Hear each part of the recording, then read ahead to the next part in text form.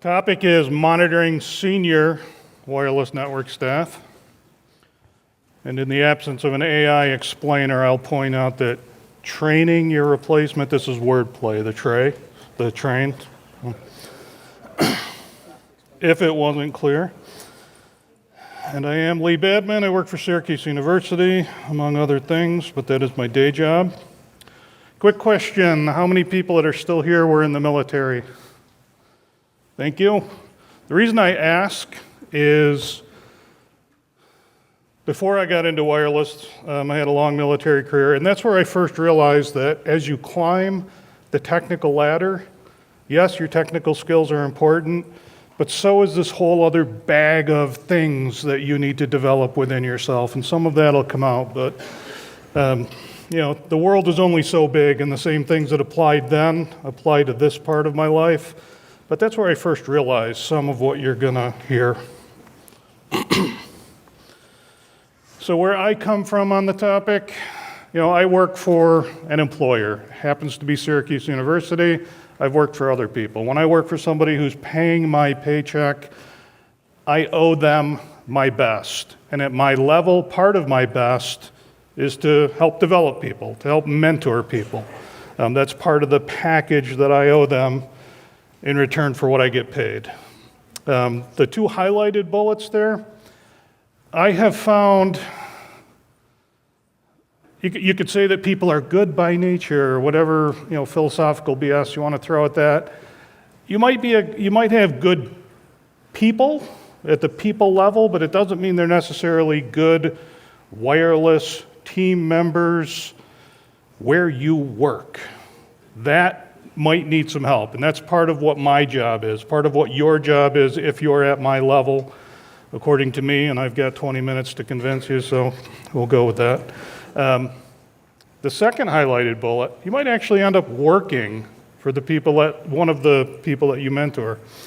Life does weird things to us sometimes. The relationship you have with the new person may not be the perpetual relationship. You might find yourself actually needing them as a boss at some point, and that kind of throws people for a loop at times. And it's also one of those topics I found that, the bottom bullet there, check your insecurities at the door. I have found sometimes at the senior level in wireless and in a lot of other parts of life, it's one of those places where it's easy to feel threatened. Somebody comes in, oh geez, they know more than me about this. I better be careful. We're going to talk about that too. The top bullet, or the top statement, leading from the last slide, this person might take my job. I better get turfy. I better circle my own wagons and protect my little corner of the world where I work. Easy to fall into that trap. I subscribe to the lower statement. I actually hope this person replaces me someday. If I've hired the right person, it wouldn't bother me if they ended up being my replacement.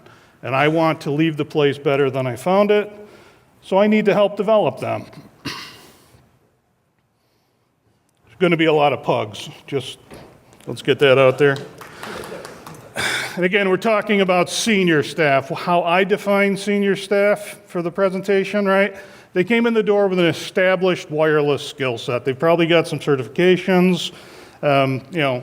On their resume, they've proven themselves in the interview process. They've convinced you that they actually have a background. They've accomplished things.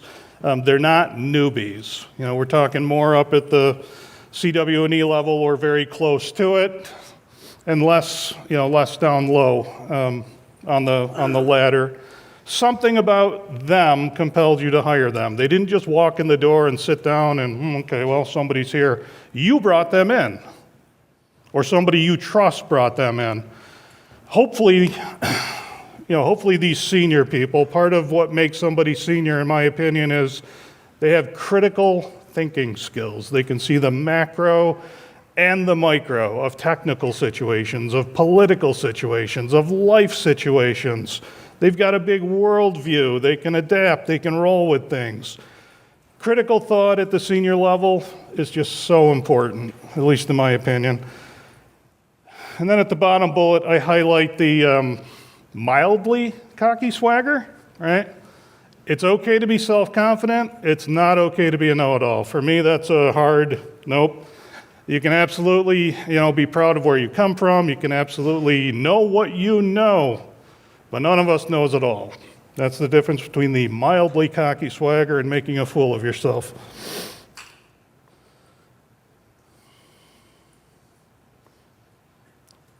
As you go down the road of mentoring, right? This is what I see as my obligations, your obligations, whatever.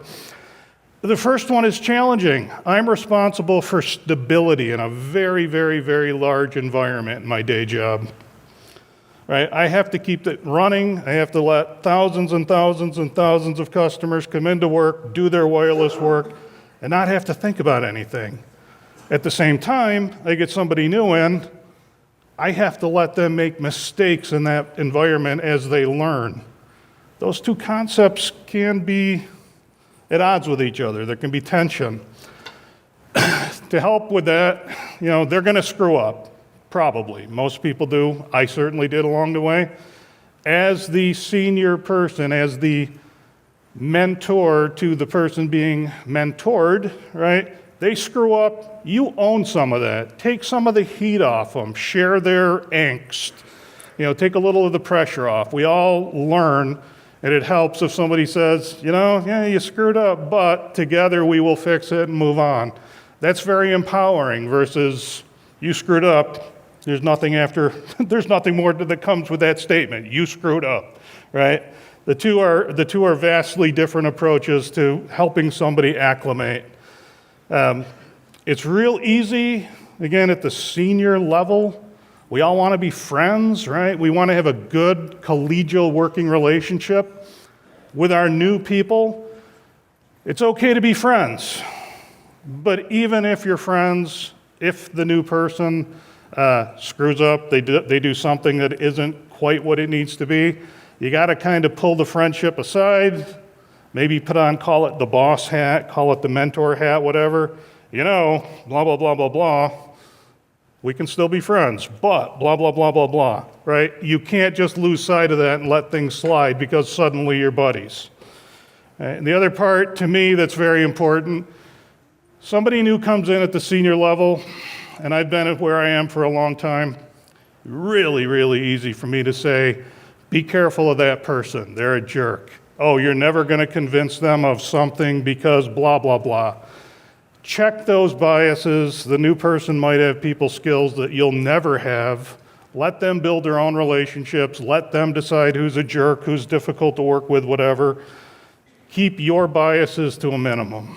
It's okay to be fair and talk about factual things in work relationships, but kind of keep the mudslinging to a minimum. The new people, if they're smart, and you hired them, so they are smart, they will figure out who's difficult to work with all on their own. But at the end of the day, my 10 people that are very difficult, hopefully, are different than the new person's 10 people that they find very difficult to work with.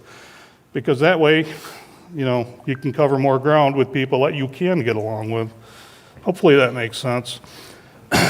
Your most important obligation, this is where we recharge your brains. Let's see if we can do this together. You guys remember the old, what was the game show? Alex Trebek was on it, pre-Jeopardy, super concentration. Right, you got to guess the word puzzle. Let's do this together. What's the first block? B, the, eggs. What's going on that last thing? Be the example. That's your most important obligation, right? You want to give them somebody that they can look at and say, okay, I see what I'm supposed to be doing. I got a beacon. Even if they don't do everything right, I kind of see what I'm supposed to be doing. And that's what I mean by be the example. So that's the lead up to what exactly are we mentoring, right? We've already said they know what they're doing. They're a wireless professional. What do they need? They've come to work at a very specific place. Every work situation has different organizational goals. Even, wireless networks are similar. Far and wide, they've got common elements, but every organization has their own operational parameters, their own goals, their own nuances.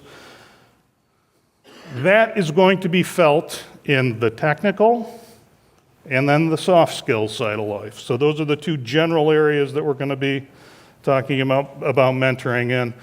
Back to Tom Carpenter, even wireless professionals need soft skills. Absolutely, and we're going to talk about that a little bit. On the technical side, there is, I'm a wireless professional. I'm a CWNE. That's everything I need to know, right? I'm done. I got my stamp. I got my ticket. I'm good to go. It just doesn't work that way. Wireless is this big, right? The entire wireless technical realm. The things I need the new guy to do and to be really, really good at kind of fall in here. Well, what if his impressive skills are over here and he's not really here, or she, and they're just not really there? I need to kind of shape that. I need to make sure that the things that we most need are being taken care of first, right? That's what I mean by focus and foster on the needed expertise. Everything else is good. It all adds.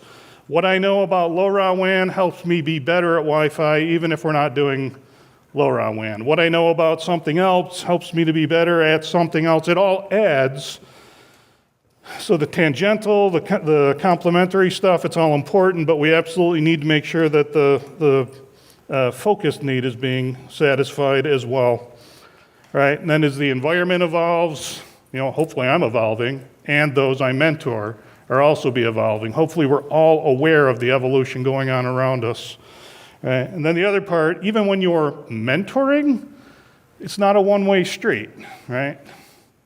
They're going to have good ideas that are going to change your perceptions, and that's part of a healthy relationship of mentor, mentoree at the senior level.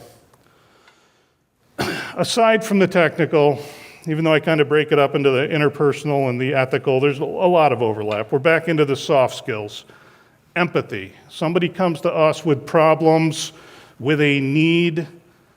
Empathy goes a long way. Even if in your mind you see that the end goal is this person may not get exactly what they want, they may not get anything they want. There's a way to get to that point softly, and that doesn't do lasting damage in the relationship with the customer or whoever it might be. Empathy goes a long way. Reliability, approachability, open-mindedness. We don't need to go into each and every one of these things. Just in the Air Force, they called it the whole person concept. Yep, there's what you do, at least back then they did, 100 years ago. There's what you do in your technical career field, and then there's how you are as a person, as odd as that sounds to try to quantify. And the whole package went into how you were graded and evaluated. I'm talking kind of about the same thing. You can be the best person in the world, technically, at wireless. But if you're kind of a jerk, you're only going to go so far. And you're not going to go very far climbing the ladder. You have to get along with people. And that's where I'm coming from with this. The ethical is basically just doing things right? Every situation has its own challenges. How do I get through this the right way? And in wireless, in complicated wireless environments, there's a lot of difficult decisions to be made sometimes.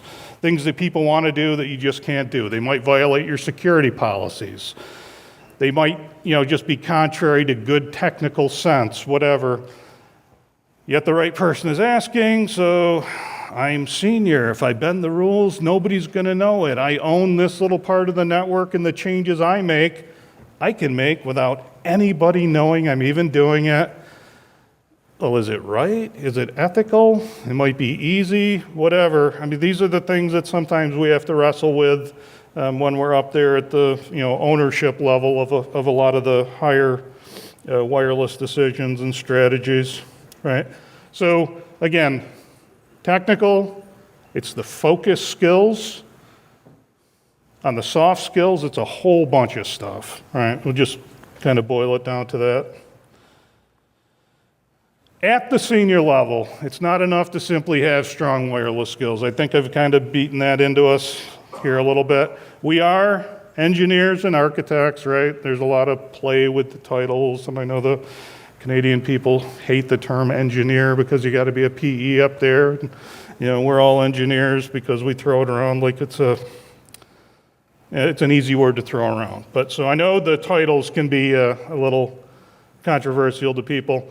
In my world, I am the buck stops here troubleshooter, right? If there is a wireless problem anywhere in my big, huge wireless world, if everybody else can't figure it out, the help desk, the technicians, the engineers, it comes to me, and I have nobody to hand it to, right? So I am the buck stops here troubleshooter. That's kind of the level I'm at. Sometimes we're also system administrators, right? We're box farmers. We keep a whole bunch of things going, radius environments, guest access, all of this stuff. Push all that aside, and again, in my world, I'm also an educator, I'm a trainer, I'm a diplomat, I'm a politician.